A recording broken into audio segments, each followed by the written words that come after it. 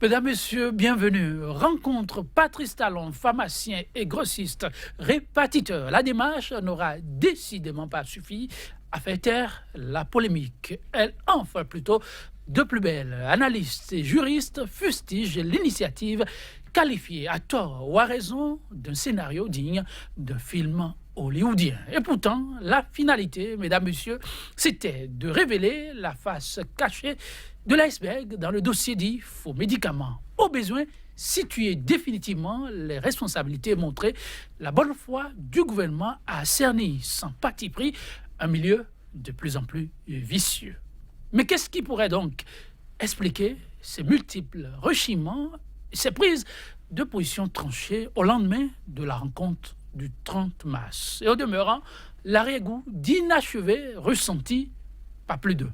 En peu de mots, mesdames, messieurs, qu'est-ce qui n'a pas marché? C'est la principale interrogation qui focalisera notre attention au cours de cette émission débat. Pour les éléments d'appréciation subséquentes, deux analystes à nos côtés. Et ce sera autour du thème rencontre, talent, pharmacien et grossiste, répartiteur, pure nébuleuse. L'instant débat, c'est tout de suite et maintenant.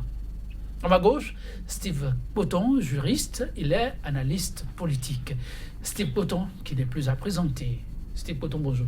Bonjour. Merci pour la disponibilité. Tout le plaisir. Ce débat se veut la suite logique d'un précédent, n'est-ce pas? Oui, en face de lui, vous vous rappelez sans doute, exactement comme dans un précédent plateau consacré à l'affaire faux médicaments, on avait Constantin Amonsou. Il a une fois encore répondu à notre invitation. Écrivain, il est analyste politique aussi. Constantin Amonsou, bonjour. Bonjour, cher frère. C'est un plaisir pour moi d'être ici sur ce sujet capital parce que de plus en plus préoccupant sur des points qui sont relevés, notamment après la dernière rencontre du chef de l'État avec les pharmaciens. Et donc, moi, je suis d'autant honoré d'être ici qu'après cela, je me suis senti dans le devoir de creuser un peu plus le sujet et d'avoir non seulement à me prononcer sur l'utilité, la pertinence de cette rencontre, mais aussi quelquefois sur des éléments qui ont été fournis par le chef de l'État et quelquefois par les pharmaciens à l'occasion de cette fameuse rencontre du 30 mars. Oui, fameuse rencontre, en tout cas, c'est le moins qu'on puisse dire.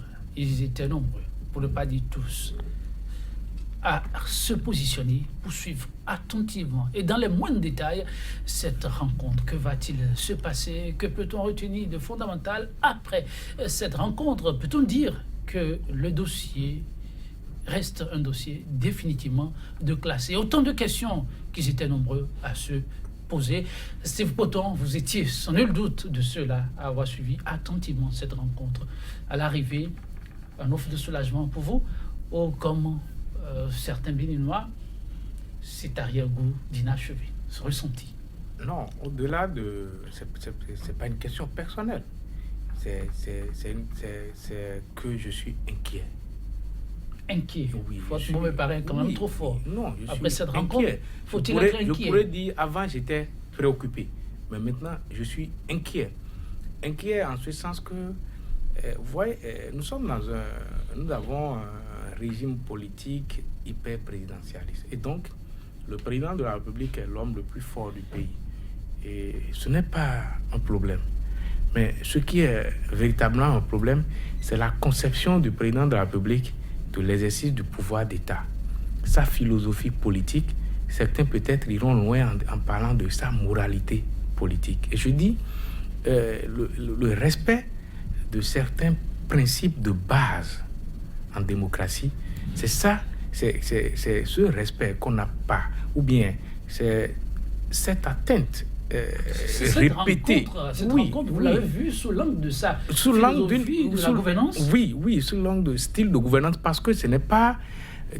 Qu'il vous souvienne que lors du débat sur la révision de la Constitution, le président de la République avait même invité des professeurs agrégés, constitutionnalistes, face à face, à venir débattre. Très attendu des Béninois, qui n'a plus lieu. Parce que, quand même, les professeurs d'université ont compris que le président de la République, c'est une institution qu'il faut respecter et qu'il ne faut pas venir débattre de la révision de la Constitution, en tout cas de la Constitution, de la substance constitutionnelle avec le président de la République.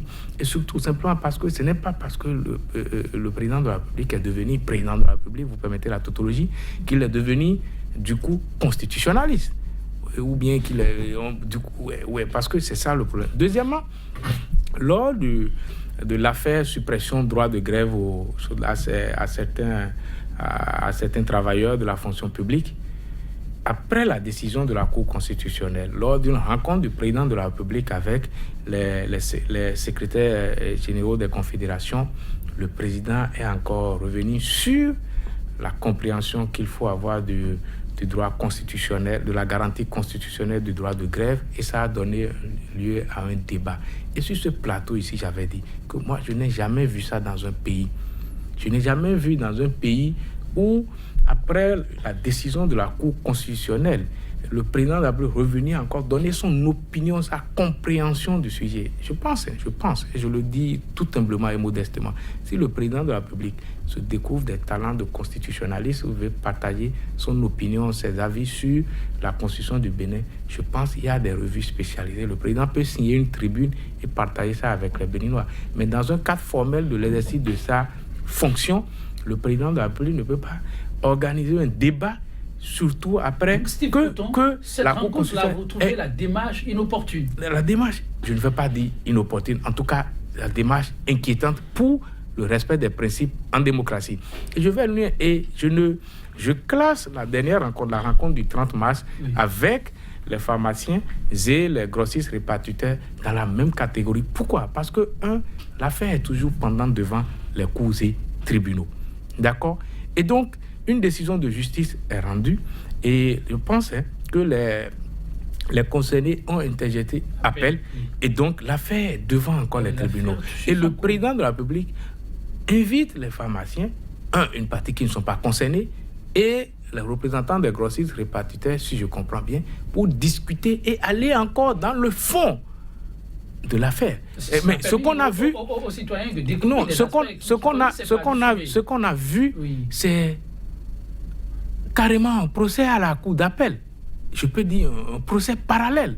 C'est ce qu'on a vu, le 30 mars. Et c'est ça qui m'inquiète. C'est ça qui m'inquiète, moi. Sinon, si le président de la République, normalement, a des éléments par rapport au dossier, je pense que par la personne du garde des Sceaux et par le procureur de la République qui est sous l'autorité du garde des Sceaux, le président pourrait mettre ces documents à la disposition de la justice qui va en user pour travailler, pour rendre sa décision. Mais organiser un procès, un débat avec les gens, qui prend la méthode à la Dadis Camara, ça commence par inquiéter. Qu'est-ce que j'entends là, méthode à la Dadis Camara? Mais Constantin Amonsou, était-ce vraiment inquiétante cette démarche qui, au demeurant, a permis au peuple béninois d'en savoir un peu plus sur ce dossier? Je vais relever que j'ai entendu dire que c'est à la demande des pharmaciens que le chef de l'État les recevait. Je prendrai acte de ça. Puis je relève que, à considérer qu'ils aient introduit une telle demande, lui, le chef de l'État, avait la possibilité d'apprécier l'opportunité, la pertinence ou non de les recevoir et surtout de tenir un discours, lequel, à telle occasion, alors même que le dossier restait pendant devant la justice. Parce que, pour dire juste à la suite de Steve Poton, j'ai le sentiment qu'en lieu et place d'une rencontre, d'échange avec les pharmaciens sur la situation, il s'est agi d'un autre procès, mais celui-là, un procès inquisitorial fait à la suite du palais de la justice, mais cette fois-ci au palais de la République. Puis, j'ai observé que, à considérer même que le chef de l'État se faisait le devoir de donner une suite de façon pressante aux agents, aux directeurs adjoints, aux responsables des structures grossistes pharmaceutiques dont les têtes de pont étaient emprisonnées, il m'a semblé que la rencontre a vite été récupérée et qu'alors, dans le mot d'ordre habituel de la ruse et de la rage, mais cette fois-ci principalement de la ruse, la rencontre aura été récupérée contre les pharmaciens parce que les humiliants, parce que les conduisants ont fait des mea culpa. Et vous savez très bien que un élément qui a été réalisé, qui a été monté et diffusé, est réalisé et diffusé selon l'angle de vue de celui qui commande, et qu'en l'occurrence, le chef de l'État, dont la présidente de la République, est commanditaire de l'élément qui a été diffusé. Or, on peut bien percevoir, bien remarquer que cet élément qui a été diffusé est totalement périlleux pour les pharmaciens, parce qu'il est présenté sous l'angle de coupables qui venaient devant le chef de l'État faire confession. Or, on sait très bien que les pharmaciens, si rationnels qu'ils puissent être, et quel que soit le degré de raison qu'ils aient à avancer pour contredire le chef de l'État, la courtoisie exigeait d'eux qu'ils ne se mettent pas dans un débat contradictoire avec lui prendre la parole et quelquefois lui cède des arguments à l'opposé de ceux qu'il avance. En conséquence, il m'a semblé qu'ils ont été pris dans un jeu de dupes et que le chef de l'État a dû profiter de l'occasion pour faire son one-man show en ajoutant à l'inquiétude de nos populations qui ne savent plus vraiment à quel sein se vouer. Non. Vous relevez, oui. Il y a... Je ne suis pas d'accord. Pas des attitudes dans Oui, les faits. je ne suis pas d'accord avec Constantin. Pourquoi? Parce que je pense par rapport à l'organisation de la rencontre, la responsabilité est partagée. En tout cas, la responsabilité est partagée entre le chef de l'État ou bien le cabinet civil du chef de l'État qui a organisé la rencontre, et puis les pharmaciens, et puis les représentants des grossistes répartiteurs, surtout les grossistes répartiteurs. Pourquoi? Parce que les grossistes répartiteurs, les sociétés grossistes répartiteurs avaient la possibilité de dire, Monsieur le Président de la République, oui, nous avons reçu votre invitation, mais l'affaire étant, nos sociétés, nos structures étant engagées dans un procès, nous attendons que le procès soit terminé. Et après, il a dit que les pharmaciens étaient les demandeurs de la rencontre. C'est ce il que a je dit dis. que c'est l'ordre Oui. des pharmaciens qui n'a rien à voir avec les grossistes répartiteurs. Et c'est l'ordre des pharmaciens qui a formulé la demande. Et le président a saisi la demande maintenant parce que quand même, si on fait une demande, après, le président de la République même a dit, vous avez reçu une lettre d'invitation. Ça veut dire, normalement, s'il y a une demande, c'est qu'il y a une réponse à la demande. Donc, il y a une structure qui a fait la demande. L'ordre des pharmaciens, je pense, représenté par Dr Aïnadou. Et après, maintenant, le président de la République, ou bien le cabinet, celui du président de la République, je pense, a saisi l'occasion pour inviter d'autres structures, selon les informations reçues. Ce que je dis, que ce soit les grossistes répartiteurs et puis les pharmaciens, c'est que nous n'avons pas des faits réels, avérés, de ce que on est allé les chercher, chacun dans son bureau, embarqué par... Chers invités, on va évoluer dans les camionnettes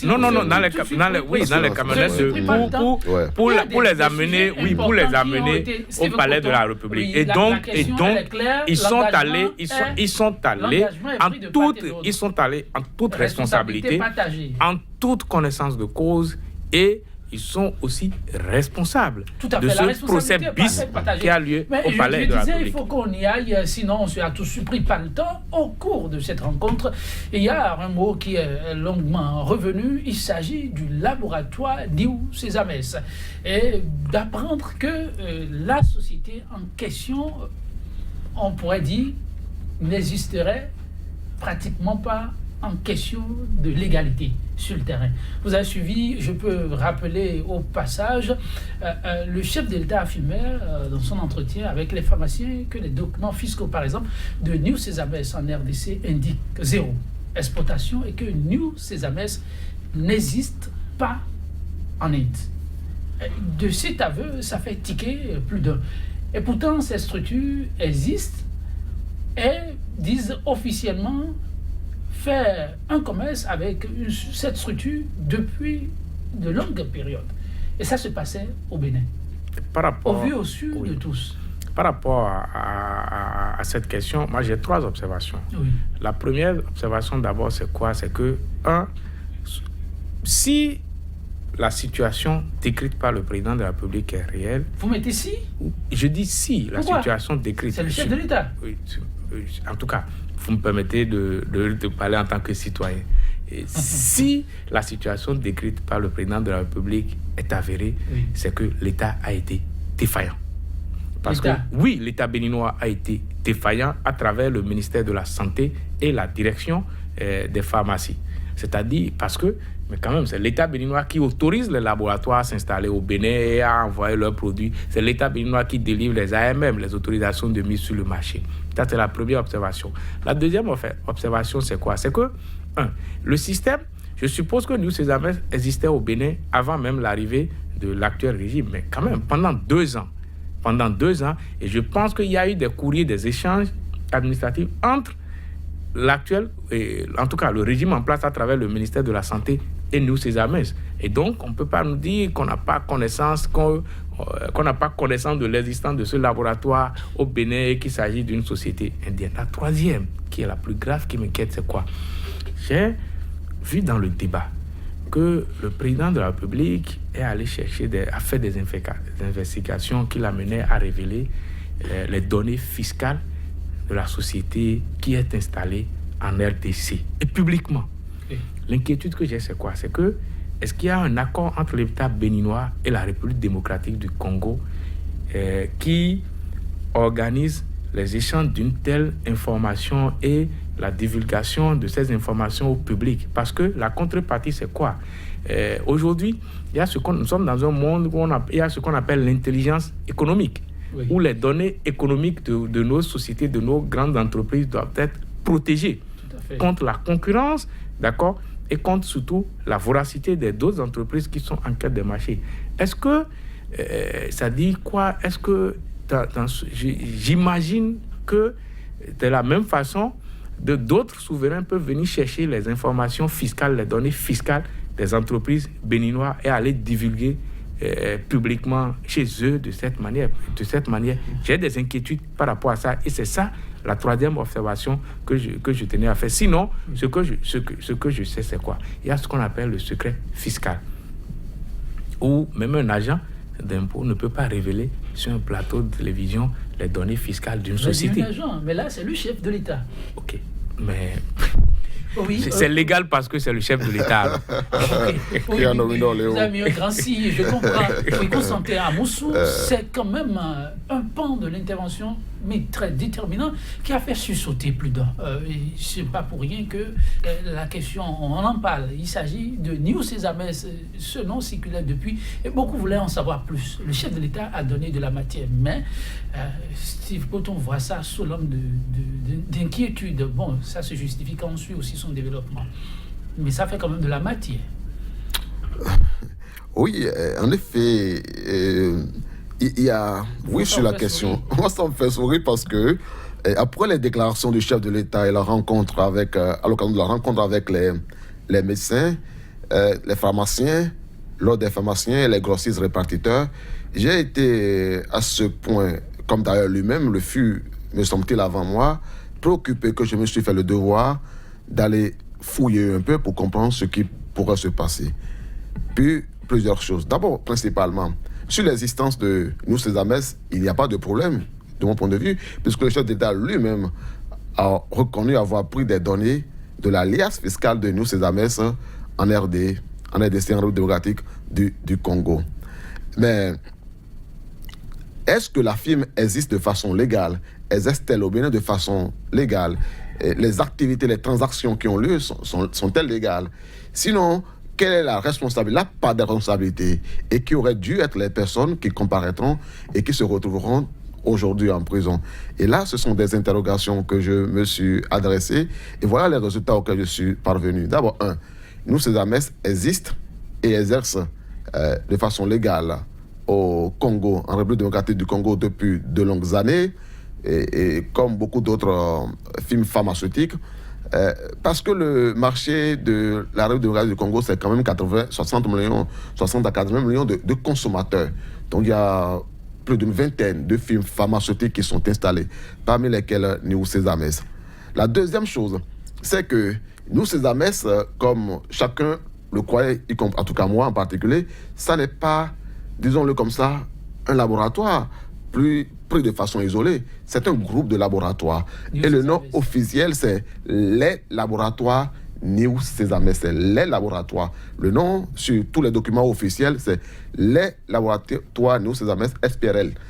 Et donc, quand on dit les laboratoires, ce que cela induit et que j'ai découvert quand je faisais mes recherches, c'est que New Sesames, c'est un groupe qui a une unité de production qui est basée à Limete, à Kinshasa, qui exerce là, et une équipe qui tourne, qui travaille en turnover, et qui fonctionne 24 heures sur 24 heures, mais qui, en dehors de cette unité de production locale qui dessert le marché de la République démocratique du Congo, travaille en partenariat avec des laboratoires qui sont situés partout dans le monde, et en particulier en Inde, en Corée du Sud et en Chine. Et, comme vous le savez ou si vous ne le saviez pas, à la date d'aujourd'hui, la première puissance mondiale en termes de quantité et de qualité de la production médicale, à ce jour, c'est l'Inde. En termes de fiabilité, c'est l'Inde.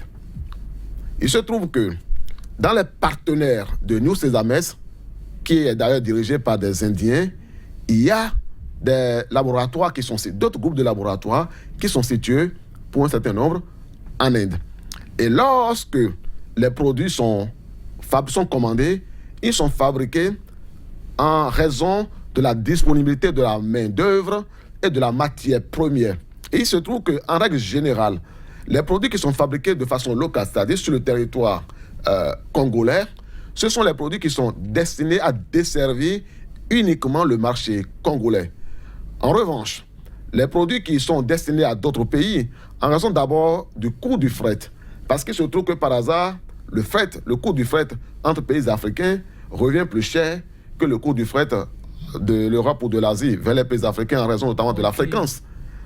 Donc que ce soit le fret maritime et le fret aérien, cela ajouté au coût de production fait que généralement, ils produisent les commandes avec les laboratoires partenaires à partir directement de l'Inde ou de la Chine ou de la Corée, et ces produits sont regroupés par un des laboratoires avec lequel New Sesames travaille, qui est notamment Aura Pharma, qui est basé en Inde. C'est donc Aura Pharma qui regroupe, qui fait le groupage. Ensuite, l'exportation vers les grossistes répartiteurs, demandeurs. Parce qu'avant que l'exportation ne soit faite, il faut que les demandes soient lancées. Et ici, la CAME, ensuite, GAPOB, Ubifam, et disons toutes les structures de grossistes répartiteurs désignent leurs commandes et expriment une intention de commande vis-à-vis de New Sesames, qui conduit ça, qui oriente ça vers ces laboratoires partenaires, qui chargent. Et il se trouve que généralement, peut-être il n'y a pas assez de quantité pour une entreprise de grossiste pour faire tout un conteneur. Donc, s'ils sont 4-5 à demander, on regroupe toutes les commandes dans un conteneur et on met généralement la commande au nom de l'entreprise qui a commandé la plus grosse quantité.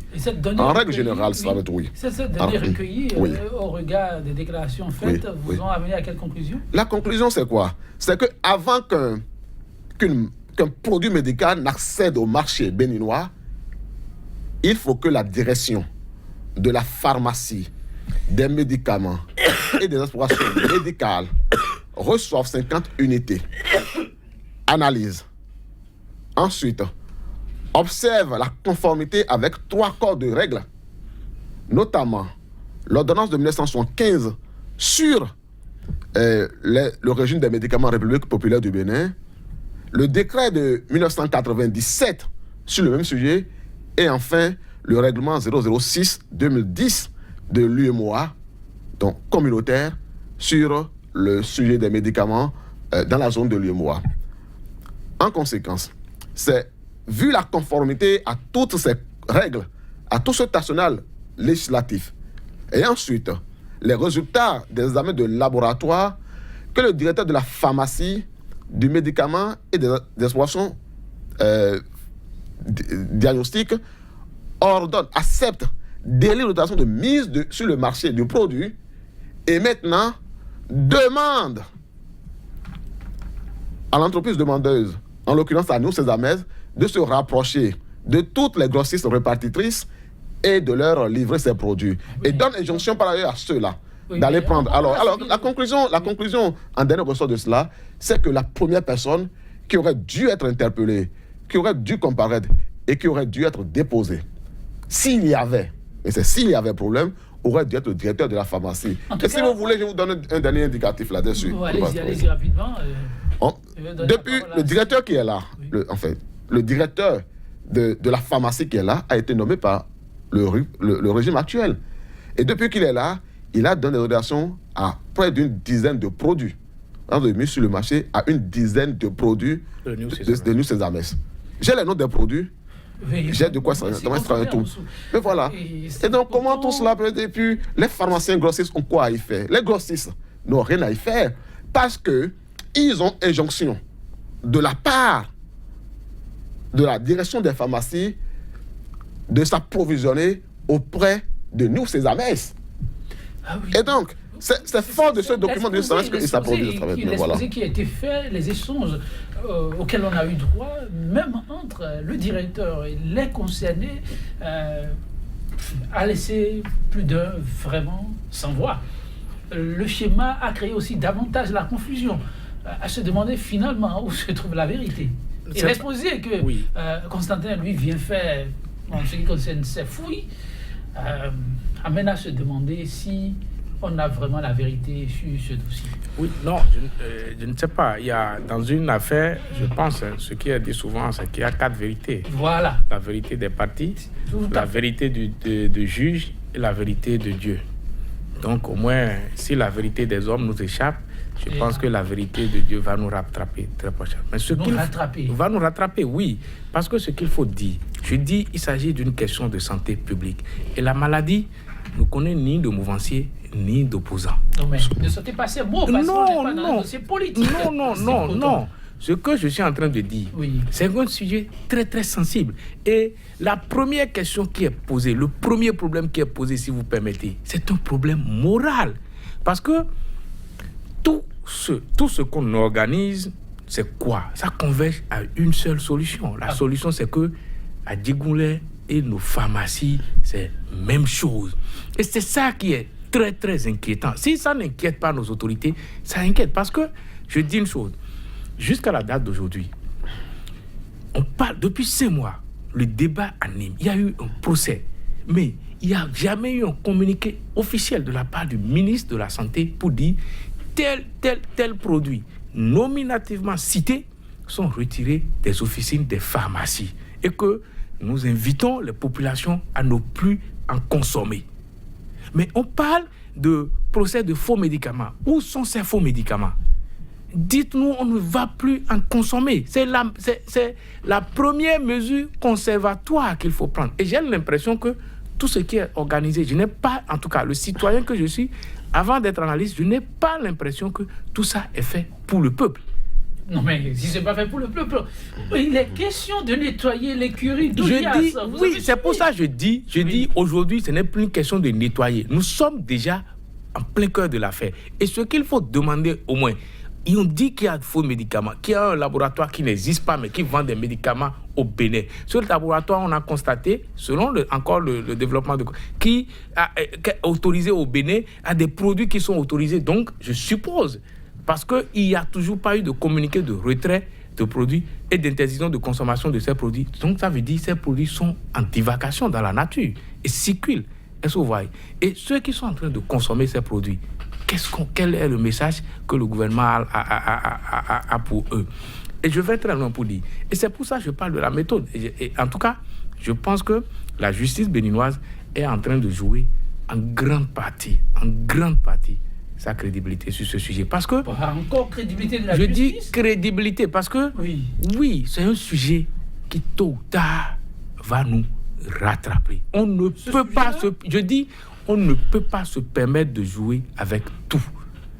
Et là... Mais qui se joue là? Et là, nous sommes en train de jouer. Parce que, moi j'ai entendu les éléments donnés par le président de la République, mais ça veut dire que le procès, c'est un procès à minima. Les juges ne C'est sont... la conclusion, vous êtes arrivé après avoir suivi le chef de l'État. Oui, les juges ne sont pas allés si loin que le président de la République. Il a fouillé plus que les juges. Exactement. C'est ce que je constate. Parce que dans la décision, en tout cas, à suivre les intéressés, ils ont dit qu'ils ont été condamnés pour une affaire de hors-circuit, d'approvisionnement hors-circuit. Alors que, ici, parce qu'on n'a pas tracé les produits. Donc, et que les produits sont... J'ai suivi l'intersyndical que les produits n'ont pas été déclarés et falsifiés ou faux, mais qu'ils se sont... Alors que ce n'est pas le débat, parce qu'il s'agit d'un laboratoire, à la limite, à en croire le président d'appeler un laboratoire fictif, qui n'existe pas réellement, en fait, mais qui met des médicaments à disposition des Béninois et qui est autorisé à en mettre. C'est de ça qu'il s'agit. Donc, c'est une question d'ordre moral. Moi, j'avais félicité le président de la République sur la question d'Adjegoulé parce que, une fois pour de bon, on en a fini. D'accord? Et ça, on a vu à la télé, on est allé démanteler parce que c'est des pharmacies à ciel ouvert. On est allé démanteler. Il y a eu un procès. Mais vous êtes embêté qu'on compare maintenant les pharmacies à Adjegoulé, c'est ça? Oui, je suis embêté d'autant plus que, c'est-à-dire le circuit légal de la vente des médicaments ne peut pas être ce qu'on nous est en train de présenter là. C'est du... Vous ouvrez une autre brèche, je m'y engouffre avant de revenir sur certains aspects, d'autres bien entendu, des échanges qu'il y a eu. Là, vous parlez des citoyens et officiellement, c'est pour eux, Steve Botton et Constantin Amoussou, que le combat est en train d'être mené. Mais là, Steve a des inquiétudes. Constantin Amoussou, je vous pose la même question, devrait-on avoir d'inquiétudes pour la population? Avez-vous l'impression qu'elle est complètement laissée en rade, cette population, dans ce combat? Oui, je pense que la responsabilité de l'État, c'est de protéger les citoyens. Et les citoyens sont consommateurs. Ils sont consommateurs des produits médicaux comme de beaucoup d'autres choses. Quand la matière, c'est la responsabilité de l'État de s'assurer que les produits qui sont autorisés de mise à consommation sur le marché sont des produits de qualité. C'est pourquoi je pourrais dire à la suite de Steve Botton qu'il n'y a en réalité pas de problème et que même l'État était dans son devoir en se mettant à lutter contre les pharmacies à ciel ouvert à Adjegoulé.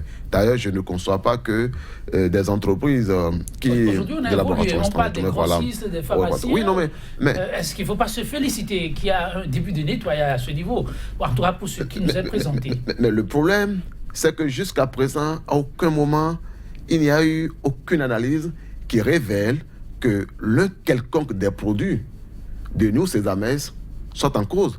De sorte que le procès qui a été fait autant au palais de la République qu'au palais de justice pourrait avoir été le procès de New Sesames plutôt que le procès voilà, mais tout. Tu pourrais préférer que peut-être pas de réquisitoire. En tout cas, davantage le procès de New Sesames que le procès des médicaments. Parce que en réalité, c'est quoi? Si nous voulons faire le débat, alors vraiment le débat des faux médicaments et donc de la protection des citoyens contre le faux médicament, nous devons s'interroger ce que l'on entend par un faux médicament. Et pour le dire ainsi, si vous permettez, peut-être devra-t-on retourner vers la Convention Médicrime, qui est certes jeune, mais qui est l'une des premières dans le monde qui régissent les questions en relation avec les faux médicaments. Et pour que le médicament soit déclaré faux, en tout cas au sens décrit par la Convention Médicrime, il y a 4 conditions que j'ai notées ici. Il faut d'abord, que le produit soit un produit médical falsifié, contrefait. Et ça, ce sont les analyses de laboratoire qui l'attestent. Jusqu'à ce jour, tous les produits de New Sesames, en l'occurrence, qui passaient par les laboratoires d'analyse du ministère de la Santé, étaient jugés conformes. Et c'est pour cela, et c'est après cela seulement, que l'autorisation était délivrée par le directeur des pharmacies, M. Baguidi Fernand en l'occurrence. Ensuite, il faut peut-être que ce soit la fourniture ou le trafic de produits médicaux falsifiés. C'est-à-dire que soit vous avez falsifié le produit, soit vous avez participé à son trafic. Ensuite, on dit, il faut qu'il s'agisse de la falsification des documents. Et ça, c'est peut-être un détail qu'il faut fournir. pour chaque produit qui doit être introduit sur un marché, et avant que le ministère de la Santé, à travers la direction de la pharmacie, du médicament et des analyses et des explorations diagnostiques, ne donne l'autorisation de mise, donc le visa de mise sur le marché, il y a ce qu'on appelle les documents techniques de produits. Et là, il y a un document technique de produit et un document technique de laboratoire qui a fabriqué le produit. Donc, pour tous ces produits, il est censé avoir été examiné le dossier technique à la fois du produit et le dossier technique de laboratoire partenaire de Nugu Sesames. Pour parler de Nugu Sesames qui est en cause, c'est pourquoi j'insiste là-dessus. Donc, le dossier technique du laboratoire partenaire de Nugu Sesames. Et sur ce document, on met tout. On met le pays dans lequel se trouve le laboratoire. On met les produits et les ingrédients qui ont été introduits. On met toutes les indications sont contenues. La dose, tout est contenu à la fois dans le document technique du produit et ensuite dans le document technique du laboratoire. Et donc, il faut que les documents soient falsifiés. Est-ce qu'aujourd'hui, la justice a examiné les documents et abouti à la conclusion que les documents étaient falsifiés? La réponse, là aussi, est non.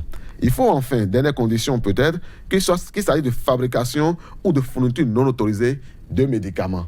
Or, dans le cas d'espèces, nous avons pu observer que tous les produits de Nugu Sesames étaient autorisés légalement à être mis en consommation sur le marché et que c'est même le ministère de la Santé qui recommandait aux grossistes répartiteurs d'aller s'approvisionner auprès de Nugu Sesames.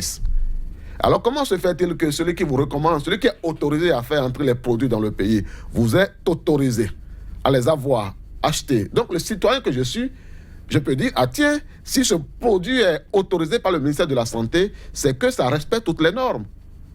Cela est censé respecter toutes les normes.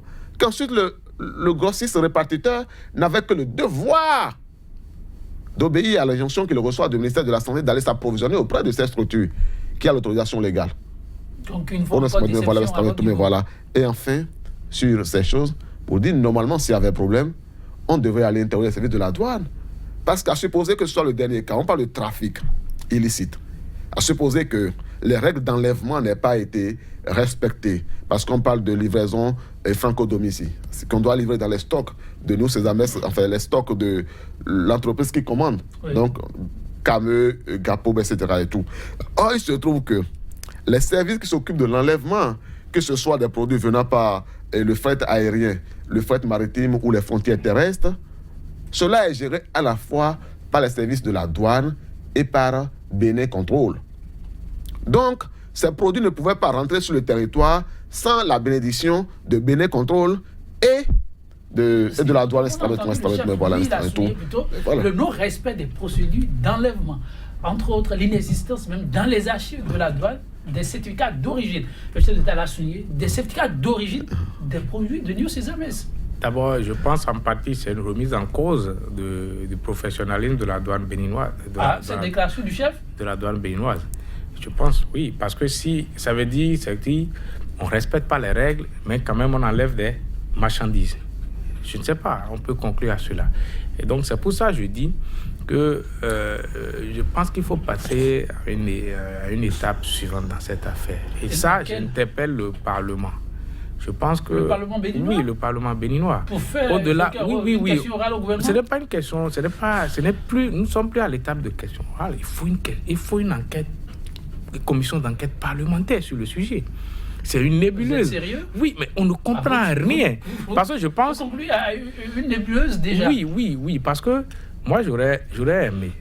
Par exemple, le président de la République a fait des investigations. Oui. On ne sait pas quelle a été la méthode utilisée. Donc, on aurait souhaité, sur un problème, une question de santé publique de telle envergure, que vraiment une commission d'enquête indépendante soit mandatée par le président de la République et dépose un rapport. Le rapport est public, on peut consulter pour voir vraiment un rapport dans lequel les responsabilités ont été situées. Nous n'en avons pas eu droit à ça. Et donc, c'est le président de la République seul qui a fait l'investigation, qui a un document avec lui et qui agit. Ça aussi, c'est sa responsabilité parce que nous lui avons donné ce genre de mandat. Mais en termes de méthode de gouvernance, quand même, on aurait souhaité avoir une commission d'enquête indépendante sur le sujet. Maintenant, ce que je veux dire, puisque nous n'avons pas eu la commission d'enquête indépendante, c'est que on peut encore rattraper le coup. Pour que définitivement on dise, on ne veut plus jamais entendre ce genre de débat chez nous. Et je dis pourquoi? Parce que la santé ne connaît ni de riches, ni de pauvres, ni d'opposants, ni de mouvanciers. Et donc, il faut une commission d'enquête parlementaire sur le sujet. Pourquoi? Parce que, on dit, si une affaire pendant devant les cours et tribunaux, c'est qu'on peut, le Parlement n'a plus le pouvoir d'organiser. Ce qu'il faut faire, peut-être, ce que le Parlement peut faire, c'est de ne plus s'intéresser à l'affaire particulièrement, mais se s'intéresser vraiment au marché et au marché légaux de la vente des médicaments au Bénin, et qu'on ait, à défaut d'un rapport d'enquête parlementaire, peut-être un livre blanc où des personnalités, de hautes personnalités qui ont intervenu dans le domaine de la santé publique soient mandatées pour vraiment situer les Béninois sur le sujet. C'est important. Vous pensez qu'on peut espérer quelque chose avec le Parlement dans les conditions actuelles? Mais en fait, le problème, c'est quoi? Vous savez, ce que nous sommes en train de dire là, ça va rester pour la postérité. Donc, tout acte que chacun pose au nom de la République, pour le compte de la République et pour le compte du bien public, tôt ou tard, ça reste. Ça reste. Et dans 20 ans, dans 30 ans, peut-être, si c'est un écrit qui est laissé, on va se rappeler, c'est tel qui avait posé ce acte en ce temps-là. Si c'est un acte qui a fait avancer la République, ce serait à son mérite. Plus que 3 minutes et on va devoir se compagnie. Constantin Amonsou, Steve Poton pense qu'il faut faire un clin d'œil à l'Assemblée, aller plus loin dans ce dossier, parce que l'allure qu'il prend désormais, c'est une allure qui engage toute la République et qui va donc au-delà des personnes en question. Parce qu'il s'agit quand même du circuit légal de la vente de médicaments. Ah oui, ce n'est plus à dire, il faut en souligner. C'est le circuit légal de la vente de médicaments. Le produit qui est mis à l'EDES. Ok. Moi, je veux dire 2 choses. La première, que j'ai observé allez-y rapidement, après les différentes conditions dans lesquelles on pourrait parler de faux médicaments. Et aucune des conditions n'a été identifiée très clairement, ni par la justice, ni davantage par moi-même en tant que citoyen, aujourd'hui dans ce procès. Le dossier n'est pas encore voilà. dit. Mais après ça, et juste après ça, je voudrais m'adresser à la justice et chercher à comprendre pour quelles raisons l'autorité qui est habilitée à demander et à autoriser la mise sur le marché d'un produit le fait, et qu'après, s'il y avait problème, on la laissait et on s'en prenait à la personne qui s'est sentie obligée d'acheter parce que l'autorité a reconnu ce produit légalement consommable.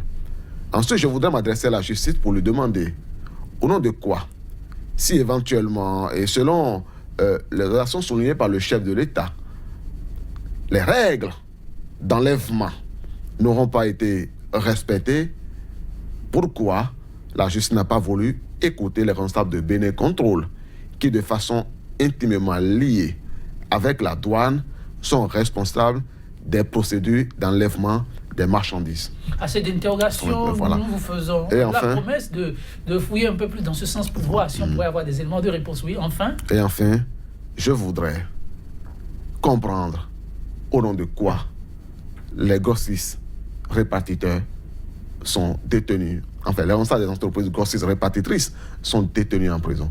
Parce que sur toute la chaîne... Le citoyen continue de s'interroger, mais on espérait plutôt qu'à l'issue de cette rencontre qu'il n'y a plus d'interrogation. Steve Poton, on relance encore tout le débat, alors qu'on voudrait bien tourner la page. Mais vous l'avez dit, il s'agit quand même d'un sujet plus que préoccupant, parce qu'il s'agit de la filière officielle de distribution, mesdames, messieurs, de produits pharmaceutiques qui désormais est mise à l'index, et c'est la responsabilité collective. Steve Poton. Oui, désormais, que reste-t-il à faire? Ce qui reste à faire, c'est de trouver tous les moyens pour rassurer les populations. Parce que moi, je me rends désormais toujours dans les pharmacies très, très inquiet. Toujours, oui. Toujours très, très inquiet. Parce que depuis 5 mois, il y a un procès de faux médicaments qui est en cours dans mon pays. Et d'ailleurs, si le 30 mars passé, le président de la République a réuni la majeure partie des acteurs du secteur et en discuté, ça veut dire que c'est encore un problème préoccupant. Mais jusque-là, nous n'avons pas, aucun message n'a été adressé spécifiquement vis-à-vis de la population dans cette affaire. pas un seul communiqué C'est officiel pour pourtant dire, suite à votre telle mot de la affaire, fin. le président de la République, le gouvernement informe la population. Restez serein, restez calme, tel produit, la situation est sous le contrôle, allez dans la pharmacie ou quoi.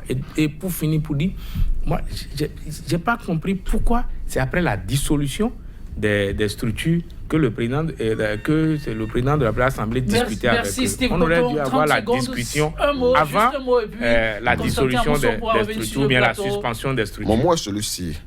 D'espérer, d'attendre de la justice qu'elle se mette au-dessus de la mêlée et d'apparaître ainsi comme une justice non instrumentalisée au service de la République et de tous les Merci citoyens. Constantin Moussou, merci Steve Bouton, mesdames, messieurs. Merci d'avoir une fois encore été des nôtres. 100% Bénin, c'est bientôt terminé, mais nous restons dans le registre.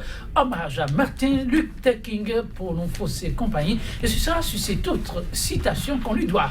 Ce qui m'effraie, dit-il, ce n'est pas l'oppression des méchants, c'est l'indifférence des bons. Mesdames, messieurs, sachez vous indigner chaque fois que cela s'impose.